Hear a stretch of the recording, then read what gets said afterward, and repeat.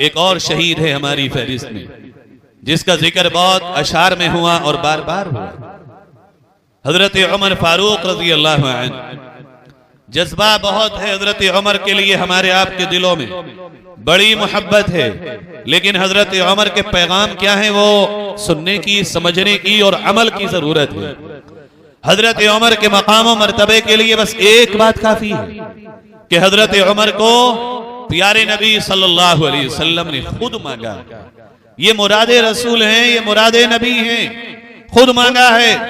और फिर हजरत उमर रजी अल्लाह अन्हु की शख्सियत कि हजरत उमर ने इधर जबान खोली चंद चीजों को लेके, उधर अल्लाह का कुरान आ गया। यही हजरत उमर जब अपनी जिंदगी के उस मरहले पे आते हैं कि जब पूरी दुनिया के मुसलमानों के बादशाह और खलीफा और अमीर बनते हैं, तो मेरे भाइयों पता है बड़ा वो नहीं होता जो बड़ाई बयान करे, बड़ा वो नहीं होता जो बड़ाई को छाड़े, बड़ा वो नहीं होता जो रोबो दबदबे को दूसरों पे थोपे, बड़ा वो होता है जो छोटे से छोटे के दर्द का ख्याल करे। हजरत उमर जब खलीफा बने तो 22 लाख मुरब्बा मील पे हुकूमत, मामूली हुकूमत, लेकिन अंदाज़े हुकूमत क्या था? खलीफा बनने के बाद पूरी जिंदगी में एक मर्तबा भी 12 साल की इस दौरे खिलाफत में रूई का तकिया इस्तेमाल नहीं किया, बल्कि कंकरियां इकट्ठी करके अपने सर के नीचे लगा लिया करते थे। और ख्याल ऐसा, देखो हम में से, आप में से हर एक किसी न किसी का जिम्मेदार है, किसी न किसी का जिम्मेदार है। कोई खानदान का है, कोई गांव का है, कोई विधानसभा का है, कोई लोकसभा की पूरी उस फील्ड का है, कोई अपने घर अकेले बच्चों का, बीवी का है, कोई भाइयों का भी है। हर एक किसी न किसी दर्जे में जिम्मेदार है। हर एक की बहैसियत जिम्मेदारी हजरत उमर की इन बातों को सुन के अमल करने की जरूरत है। हजरत उमर एक दिन रात में मदीने में गश्त करने निकले, देखा कि एक घर में चूल्हा जल रहा है, औरत बच्चों को सुला रही है, दरवाजा खटखटाया। क्या बात है? कहने लगी बच्चों के लिए खाने को कुछ नहीं है और मैं चूल्हे पे पतीली में पानी रख करके बच्चों को बहला के सुला रही हूं। अच्छा, अगला जुमला मैं तो जरा उमर की कयामत में पूछूंगी। आज गांव के प्रधान से, विधानसभा के एमएलए साहब से, लोकसभा के एमपी साहब से, घर के जिम्मेदार से अगर छोटा ये कह दे कि तुम मेरा हक अदा नहीं कर रहे हो, मैं कयामत में तुमसे सवाल करूंगा, तो ऐसी घूरती हुई निगाहों से उसको देखा जाता है कि इससे ज्यादा कोई गुस्ताख अब जमाने में रहा नहीं। मेरे भाइयों, हजरत उमर ने जब ये जुमला सुना तो तड़प गए, फौरन अपने नौकर को साथ में लिया और खजाने की तरफ गए। एक बड़ा सा बोरा लिया और उसमें सारा सामान भरा और अपनी कमर पे रखने के लिए नौकर से कहा। नौकर ने कहा, हजरत मैं जो आपके साथ हूँ किस काम के लिए हूँ? कहने लगे, असल में बात यह है कि कयामत में जब ये औरत अल्लाह के हुजूर मेरा मुकदमा ढालेगी तो जवाब तुम नहीं दोगे, जवाब तो मुझे ही देना पड़ेगा, इसलिए आज कमर पे बोझ भी मैं ही उठाऊंगा। कमर पे लेके बोरे को गए, जाके घर में दे दिया होता, ऐसी डाल के चले आए होते? नहीं, सामान निकाला बोरे में से, पतीली में डाला, अपने आप चूल्हे पे खाने को बनाया और फिर उस खाने को निकाल के औरत को दिया, बच्चों को खिला दे। और उसके बाद औरत ने खाया। फिर हजरत उमर ने कहा, ए मेरी बहना, तू कहती थी कयामत में उमर से पूछूंगी, कयामत में उमर से सवाल न करना, ले मैं उमर तेरे सामने हाजिर हूँ, जो तुझे कहना है करना है बोल डाल। बस एक चाहत रखता हूँ, कयामत में खुदा जब तुझसे पूछे ये कह देना उमर आया था तो बच्चे रो रहे थे, गया था तो बच्चे हंस रहे थे। ये है बड़े की जिम्मेदारी, खुद ख्याल रखे, खुद से अपने मातहतों का ख्याल रखे और इंसाफ करे अपने छोटों के साथ। ये हजरत उमर की जिंदगी का पैगाम। हजरत उमर फलस्तीन की तरफ जा रहे हैं, फलस्तीन में बैतुल मुकद्दस फतह होने को है, मुसलमानों का फतह का झंडा लहराने को है। कोई फौज नहीं, कैसा अमन का दौर। एक वही नौकर खादिम, हजरत उमर ने कभी तय कर लो इतनी दूर तक तुम घोड़े ऊंट पे बैठोगे, मैं पैदल चलूंगा, मैं बैठूंगा, तुम पैदल चलोगे। फलस्तीन जब आया तो सहाबा फलस्तीन के बाहर चंद एक निकल के आए थे। उन्होंने देखा कि नौकर ऊंट की कमर पे बैठा है। खलीफा वक्त उमर बिन खत्ताब रजी अल्लाह अन्हु ऊंट का महारा पकड़ के चल रहे हैं। सहाबा ने दरखास्त की कि हजरत, पहली बात तो ये कि आप अपने कपड़ों को बदल लीजिए। आपके कुर्ते में 14 पैबंद लगे हुए हैं, 10 4 14।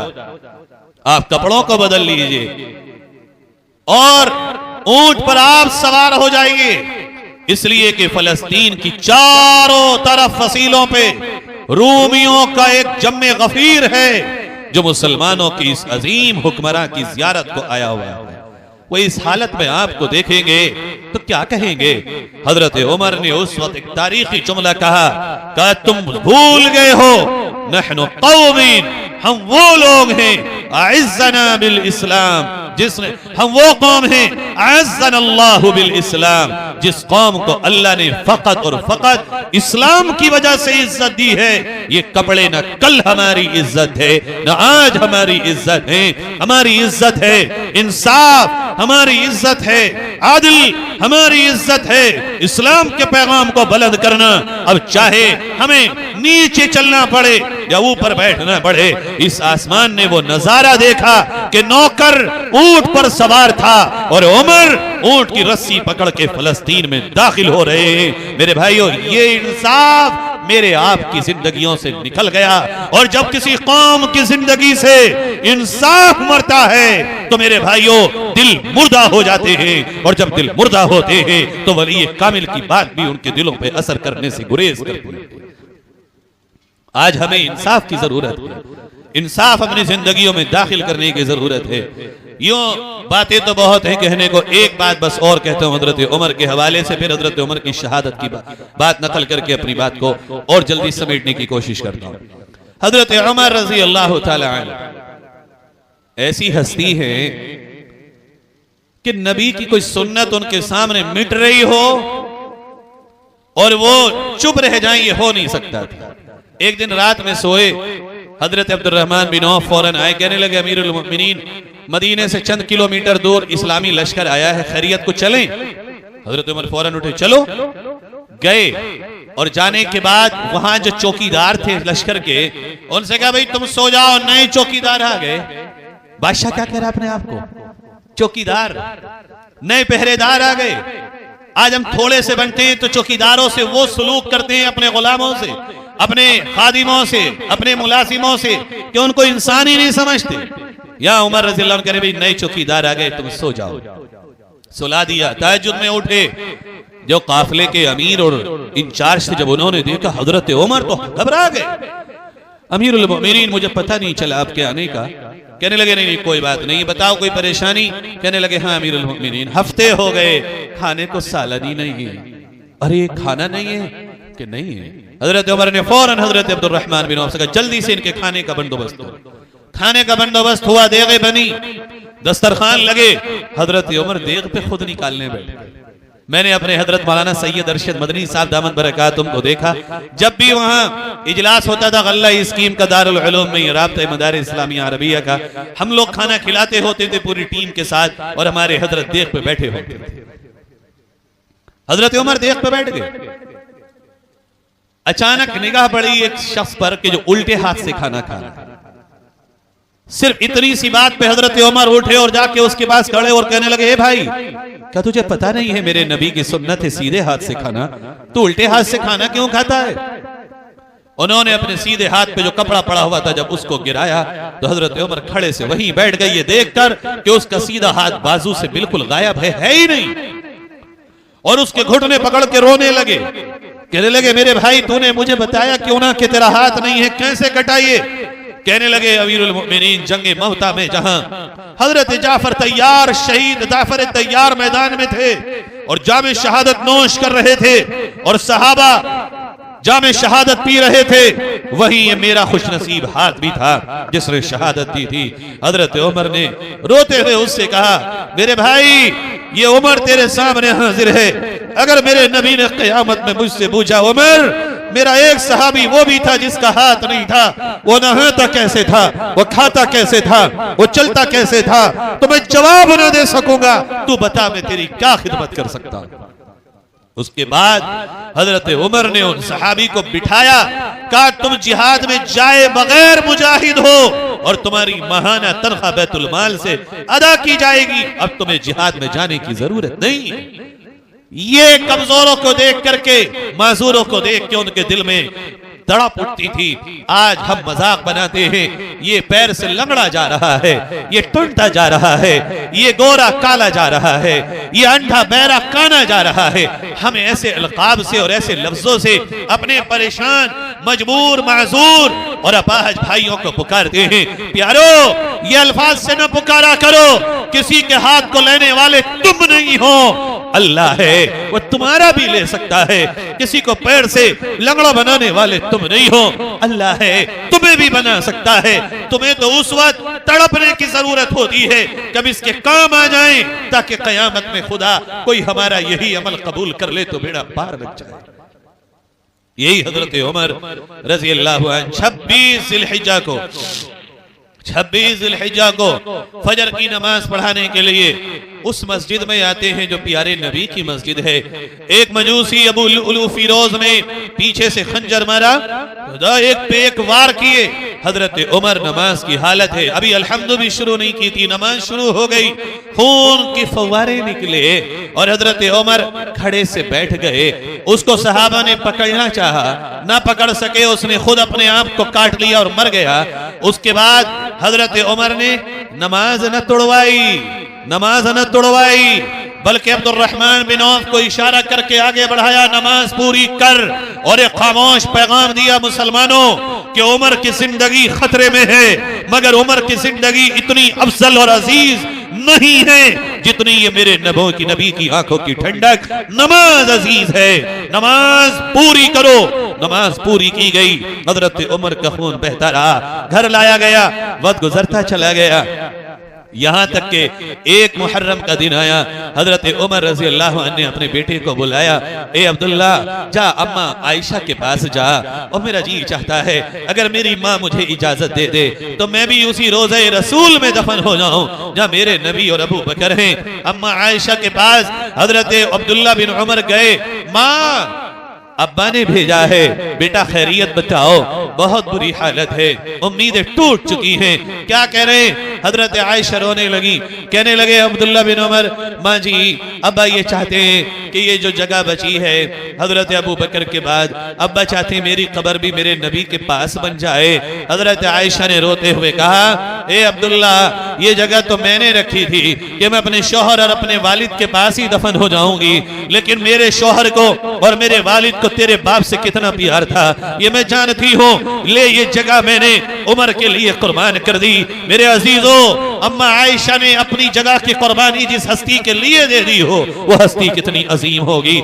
इधर हजरत अब्दुल्ला बिन उमर आए, हजरत उमर ने देखा, अब्दुल्ला बता क्या बात है? अब्बा जान, अम्मी जान ने इजाजत दे दी। हजरत उमर ने नारा लगाया, फरब्बिल काबा, ए लोगों खुदा की कसम आज उमर कामयाब हो गया कि नबी के कदमों में उमर को जगह मिली।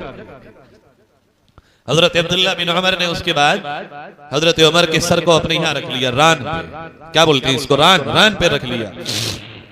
रान पे रखा, थोड़ी देर हुई तो बेहोशी सी होने लगी हजरत उमर को। उसके बाद हजरत उमर ने कहा, भाई अब्दुल्ला हमारा सर जमीन पे डाल। अब एक बेटा अपने बाप के सर को जमीन पे आखिरी वक्त में कैसे डाल सकता है, और वो भी बाप हो तो उमर जैसा बेटा हो तो अब्दुल्ला। कहने लगे बजान ये कैसे मुमकिन है? कहने लगे नहीं बेटा डाल दो। जब नहीं डाला तो हजरत उमर ने जोर से कहा, क्या आज हमारा बेटा नाफरमान हो गया? हजरत अब्दुल्ला ने अपने वालिद हजरत उमर के सर को जैसे ही जमीन पे रखा, ए प्यारो दुनिया ने वो मंजर देखा कि तुम तड़प जाओ। हजरत उमर ने अपनी दाढ़ी को पकड़ा और जमीन पर रगड़ के कहने लगे, अल्लाह उमर को माफ कर दे, उमर पर रहम कर दे। और अपने गालों को जमीन पर रगड़ते और कहते हैं, अल्लाह उमर को माफ कर दे, उमर पे रहम कर दे। अगर तूने उमर को माफ ना किया तो हलाका उमर, उमर तो बर्बाद हो जाएगा। और जिसने जिंदगी का हर काम नबी के लिए किया हो, जिसने जिंदगी का लम्हा लम्हा नबी के लिए गुजारा हो, वो जाते जाते अल्लाह के सामने इतना डर रहा है। और यही कहते कहते हजरत अली आ गए। हजरत अली ने कहा उमर क्या कर रहे हो? ये कहने लगे अली, ये उमर तो अपने आप को बड़ा पहलवान समझता था, कब्र जब सामने आ रही है तो बड़ा डर लग रहा है, कब्र से बड़ा डर लग रहा है, क्या बनेगा वहां? अली मुझे नहीं पता। हजरत अली कहने लगे उमर डर नहीं, अल्लाह की कसम मैंने नबी के अपनी नबी की जबान से ये सुना है, मैं अबू बकर उमर फिल जन्नत, जन्नत में होंगे। जब हजरत उमर ने ये सुना तो कुछ सुकून हुआ। कहने लगे अली तो क़यामत में गवाही तो देगा ना? हाँ जरूर दूंगा। कहने लगे फिर तो ठीक है। और फिर आंखें बंद की और कुछ पढ़ते पढ़ते दुनिया से चले। ये एक मुहर्रम का दिन है। अब किस्सा तो बहुत लंबा है, सिर्फ दो बातें मुझे इसमें से अर्ज करनी है। एक होती है गवाह, एक होता है तैयारी। मेरे अजीजों, हजरत उमर की तैयारी का एक जर्रा भी मेरे आपकी जिंदगी में नहीं है। उनके अमल का एक जर्रे के बराबर अमल मेरे आपके पास नहीं है। वो दुनिया से जाते वक्त अल्लाह के सामने ऐसा गिड़गिड़ा रहे हैं, और मैं और आप पता नहीं कब मौत आएगी, ये तो पता नहीं है ना। कब्र की तैयारी के लिए कुछ भी नहीं कर रहे हैं।